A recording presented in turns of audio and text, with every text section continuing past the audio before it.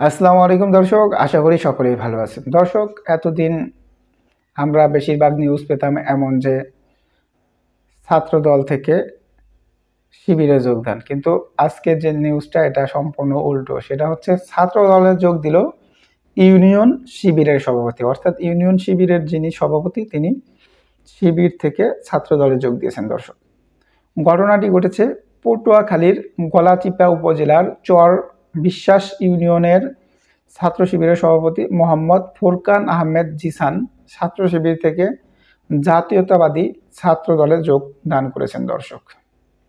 দর্শক, খুব স্বাভাবিক বিষয়, যার যেটা ভালো লাগবে, যে যে দলকে ভালো মনে করবে সে অবশ্যই সেই দলে অংশগ্রহণ করবে। বৃহস্পতিবার 2 অক্টোবর একটি ভিডিও বার্তার মাধ্যমে তিনি এই তথ্য জানান। ছাত্র দলে যোগ দেওয়া মোহাম্মদ ফুরকান আহমেদ জিসান জানান, 1 বছর আগে তাকে গলাচিপা উপজেলার চর বিশ্বাস ইউনিয়নের ছাত্র শিবিরের দায়িত্ব দেওয়া হয়, কিন্তু তার ছাত্র শিবিরের রাজনীতি ও আদর্শ ভালো লাগেনি। তাই তিনি পদত্যাগ করে সদিচ্ছায় বাংলাদেশ জাতীয়তাবাদী দলের আদর্শে অনুপ্রাণিত হয়ে ছাত্র দলে যোগদান করেন। খুবই ভালো খবর। তার ছাত্র শিবিরের কার্যক্রম বা তাদের যে রাজনৈতিক বিষয় এটা তার ভালো লাগেনি, তার ভালো লেগেছে হচ্ছে ছাত্র দলের কার্যক্রম, যার কারণে বিএনপিতে সে ব্যাক করেছে বা হয়তো বা বিএনপিতে ছাত্র শিবির থেকে ছাত্র দলে যোগ দিয়েছে। দর্শক, তিনি বলেন, আমরা সবসময় বিএনপি পছন্দ ছিল, এইটা হচ্ছে মূল কথা। তার কিন্তু সবসময় বিএনপি পছন্দ ছিল, যেটা আমি ভাবছিলাম যে হয়তো বা সে বিএনপি পরিবারের সন্তান অথবা বিএনপি আগে থেকেই করতো, এখন কোনো কারণে শিবিরে হয়তো ঢুকে গেছিল। চলুন আসলে কি বলে সে শুনে নেই। এবং শহীদ জিয়াউর রহমান, বেগম খালেদা জিয়া ও তারেক রহমানকে ভালো লাগতো, এটা হচ্ছে ওনার আগে থেকেই ভালো লাগতো, অর্থাৎ বিএনপির যারা মেইন তাদেরকে ভালো লাগতো এবং বিএনপিকে ভালো লাগতো। তাই আমি ছাত্র শিবিরের রাজনীতি ছেড়ে ছাত্র দলে এসেছি।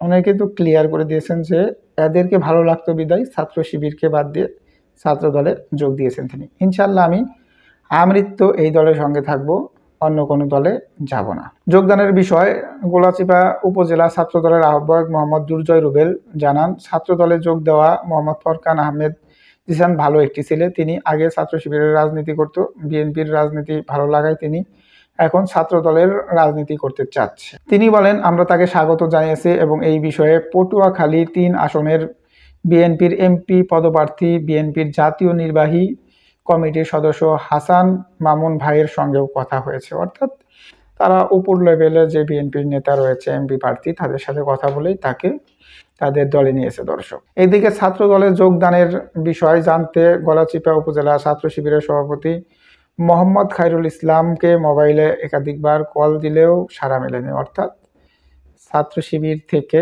ছাত্র দলে যে তিনি যোগদান করলেন সেটা জানার জন্য শিবিরের সভাপতিকে ফোন দিলে তারা ফোনে কোনো রেসপন্স দেয়নি। দর্শক, আসলে মূল কথা হচ্ছে যে যে দলকে ভালোবাসে বা যে দল তার ভালো লাগে তাকে সেই দলই করতে হবে, এটাই হচ্ছে মূল কথা।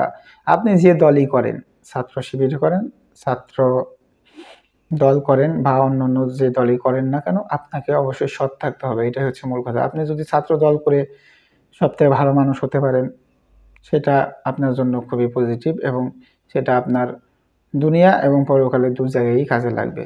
আর যদি আপনি ছাত্র শিবির করেও 2 নাম্বারই করেন, ভণ্ডামি করেন, তাহলে কিন্তু জামাত বা শিবিরের সাথে যুক্ত হওয়ার কারণে আপনাকে কোনো মাফ আল্লাহ করবেন না বা জনগণও করবেন না।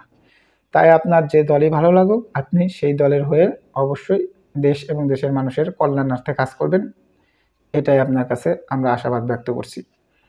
দর্শক, ছাত্র শিবির থেকে ছাত্র দলে যোগদানকে আপনারা কিভাবে দেখছেন অবশ্যই কমেন্টে জানাবেন। ধন্যবাদ সকলকে। আসসালামু আলাইকুম।